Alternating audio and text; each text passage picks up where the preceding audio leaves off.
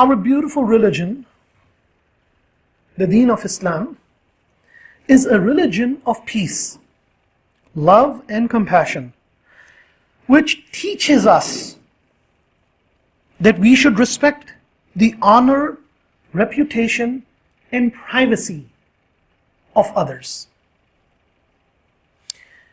It is because of this, in order to preserve this and in order to propagate this virtue, lies, suspicion, backbiting, slander, and gossip are considered as destructive major sins that go against what Islam stands for, because they sow enmity and discord among Muslims.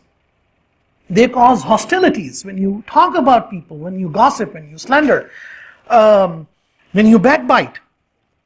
It causes hostilities between family members, between neighbors, and between friends. It is because of these reasons that Islam clearly defines, and every one of them are very important.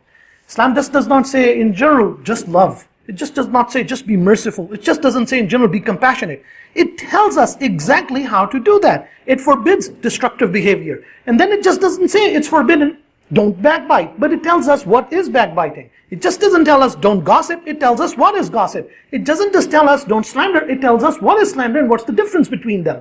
And then it goes a level ahead. What is the reward of people who control their tongue? It goes even a level beyond that. It tells us what is the sin of people who let loose of their tongue. So it gives us exact details of what to do with our tongue and how to preserve this feeling of brotherhood among the Muslims. What exactly is backbiting and slander? Majority of Muslims, even though they have a general idea that backbiting and slander are forbidden, if you actually ask them, what is it? What is backbiting? What is slander? What's the difference between them? They would not know the answer. Even though the Prophet ﷺ, in no unclear words, he explained it very lucidly, very clearly what these things are, there is no room for a Muslim to be unaware of what is backbiting and what is slander. Because if you don't know what they are, how can you protect yourselves from it? You just know there is something bad, you don't know what it is. You can't protect yourself from it. One time, he ﷺ asked his companions, and this hadith is in Sahih Muslim, do you know what is backbiting? Ghiba. They said, Allah and His Messenger ﷺ know best. He ﷺ said, saying something about your brother that he dislikes.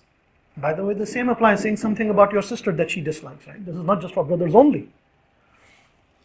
It was said, what if what I said is true? What if what I have said about this person is true? And a lot of Muslims, they ask the same thing. Yeah, but what I'm saying is true. I'm not making it up. What I'm saying is true. That's exactly what people asked Rasulullah sallallahu alaihi wasallam. He sallallahu alaihi wasallam said, and this explanation given by the Rasul sallallahu alaihi wasallam actually tells us what is the difference between backbiting and slander, between ghiba and buhtan. If what you say is true, if what you are saying, it is behind his back and he does not like it, it is backbiting. You have backbitten him. And if it is not true, then you have slandered him. It's a different, both are sinful, both are forbidden, and both stand in their own category. If it is true, it's forbidden. If it's not true, it's also forbidden. One has a different name, the other has another name. Another hadith which is confirmed from Rasulullah sallallahu alaihi wasallam, he said backbiting means that a man mentions about a person something which is true behind his back. It can't get any clearer than that. So whatever you are saying, if it meets these two qualities, it's considered backbiting. One, it's behind the back of a Muslim. It's not, it's behind their back, in their absence, without their knowledge. And secondly, it's true. What you are saying is true. You didn't make it up. If you make it up, then it's not considered backbiting. Rasulullah sallallahu alaihi wasallam told us it is considered slander. So this is the definition of backbiting. Making fun of people by making negative facial expressions, or by hand gestures. So for example, you look at somebody and you make a facial expression of winking or rolling your eyes, or moving, making a gesture of the hand, that a person again dislikes, and of course everybody dislikes it, it's behind their back. That is also considered a form of backbiting. So in other words, backbiting is not only by the tongue. You can do it by your expressions and hand gestures as well. The next important question, why do we backbite? Why do we backbite? And I would like everyone to think about a situation. I'll list several ones of them, but the time does not allow me to give examples of each one of them.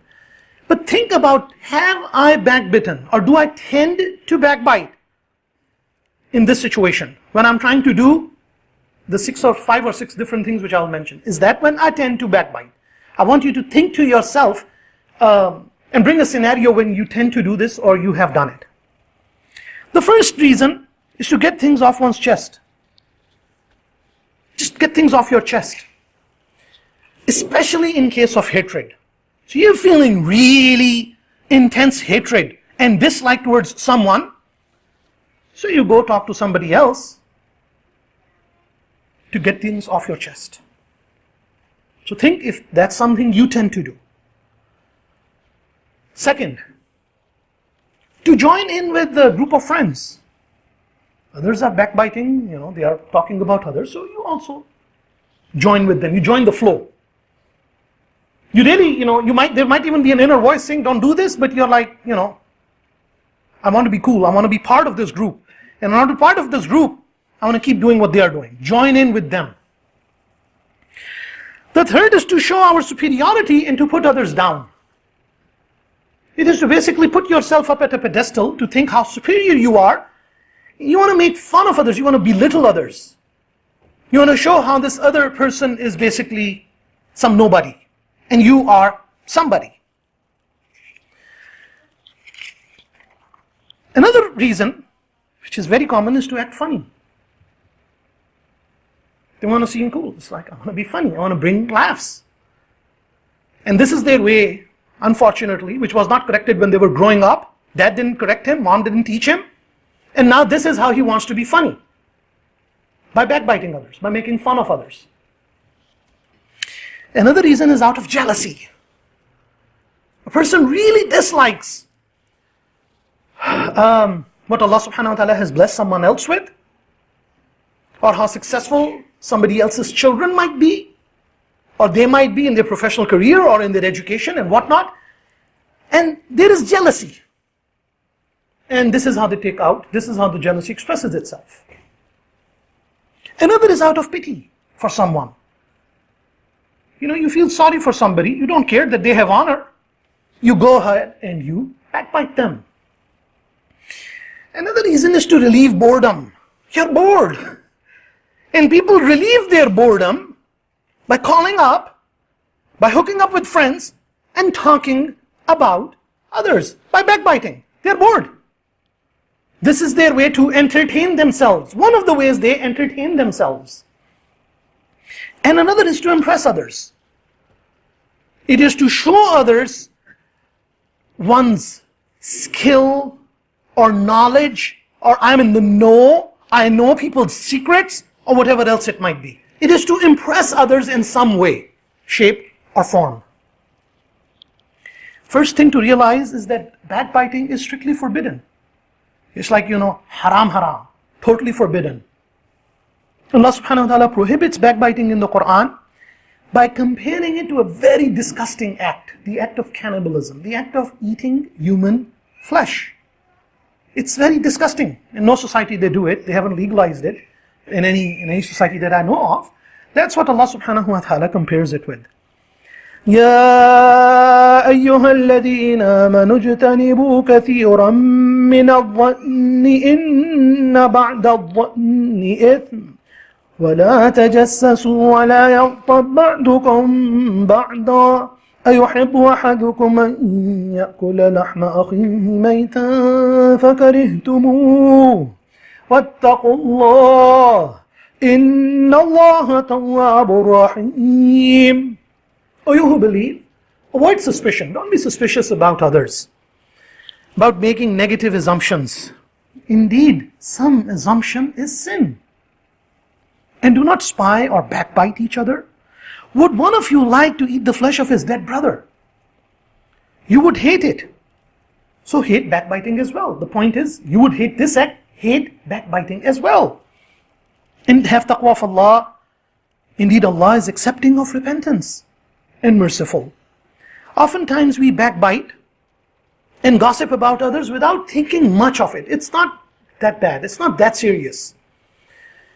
We treat it lightly. However, Allah subhanahu wa ta'ala reminds us that in fact it may be a serious sin in the sight of Allah subhanahu wa ta'ala. Allah subhanahu wa ta'ala says in the Quran, إِذْ تَلَقَّوْنَهُ بِأَلْسِنَتِكُمْ وَتَقُولُونَ بِأَفْوَاهِكُمْ مَا لَيْسَ لَكُمْ بِهِ عِلْمٌ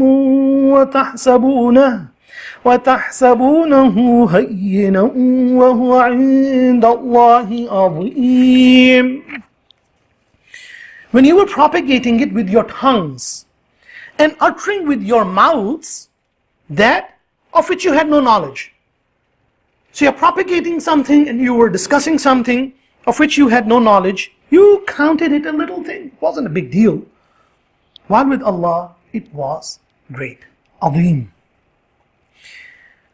Many people are so busy spreading slander that they hear that they do not even stop to reflect for a minute to ponder whether it is true or not. Allah subhanahu wa ta'ala says, وَلَوْلَا إِذْ سَمِعْتُمُوهُ قُلْتُمْ مَا يَكُونُ لَنَا أَن نَتَكَلَّمَ بِهَذَا سُبْحَانَكَ هَذَا بُهْتَانٌ عَظِيمٌ. And why? When you heard it, you did not say, it is not for us to speak of this.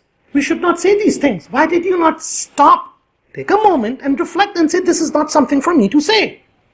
Exalted are you, O Allah. This is a great slander. We need to be careful and watch our tongues from slipping.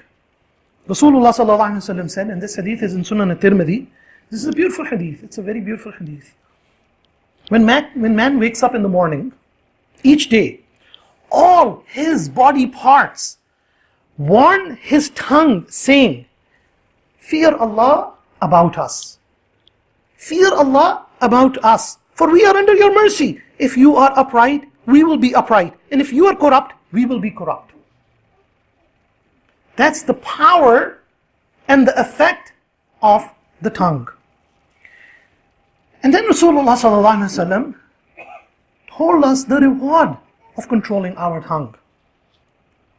He sallallahu alaihi wasallam said, he who protects his tongue from unlawful, from haram utterances, and his private acts from zina, I shall guarantee him entry into Jannah. Nabi sallallahu alaihi wasallam said, protect your tongue, protect what is between your jaws, and protect what is between your legs, and I guarantee you paradise. I am the guarantor. And this hadith is in Sahih Bukhari and Sahih Muslim.